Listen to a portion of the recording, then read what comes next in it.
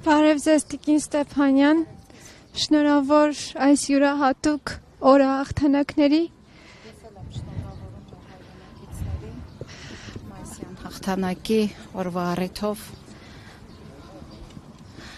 Տիկին Ստեփանյան, այս օրը իր մեջ շատ յուրահատուկ գաղափար ունի։ Շուշի ազատագրում 80-ամյա հաղթանակի մեծ պատերազմից հետո դուք ինչ կասեք հայ ազգին, որովհետև 2 տարի է մենք Արցախում չենք։ Կհիշեք, մենք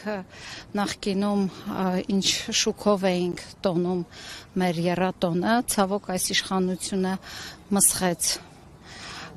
Արցախի ազատագրումը, հայաթափեց Արցախը, բայց ինչպես եւ երեք ասացի, մենք ծառատունկ իրականացրեցինք համահայկական ճակատշարժման անդամներով Արցախ տանող ճանապարհի վրա, դրանով նաև ասելով, որ Արցախի էջը փակված չէ եւ մեր համախմբվածությունը վաղ թե ուշ բերելու է նորից Շուշիի ազատագրմանը։ Դուք հավատում եք Արցախ հետ վերադարձին։ Այո, հավատում եմ Արցախ հետ վերադարձին, պարզապես պետք է լինի ուժեղ իշխանություն, ազգային իշխանություն, տեսեք այսօր Նիկոլ Փաշինյանը Մոսկվա էր մեկնել առանց հայկական զորախմբի, Մոսկվայում պետք է այսօր հնչեին մեր մարշալների, գեներալների անունները,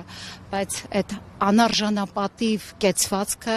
նաև այսօր հայ հասարակությունն է զգում իր վրա, որովհետև այնտեղ Ալիևը նույնիսկ չէր գնացել, բայց իր զորախումբը քայլում էր, տարիներ շարունակ հայկական զորախումբը քայլել է Մոսկվայի շքերթի ժամանակ, ցավոք այսօր Փաշինյանը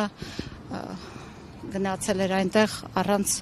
զորախմբի, ես կարծում եմ այնտեղ էր մտովի պատիվ առնելու ադրբեջանական զորքին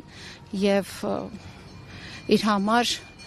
ցավոտ կլիներ, եթե այդ մեծ շքերթում հնչեին հայ մարշալների, գեներալների անունները։ Բայց այս իշխանությունը ժամանակավոր է, մեր հաղթանակները եղել են, կլինեն ու դեռ մենք նոր հաղթանակների ականատես կլինենք։ Շնորհակալություն Տիկին Ստեփանյան։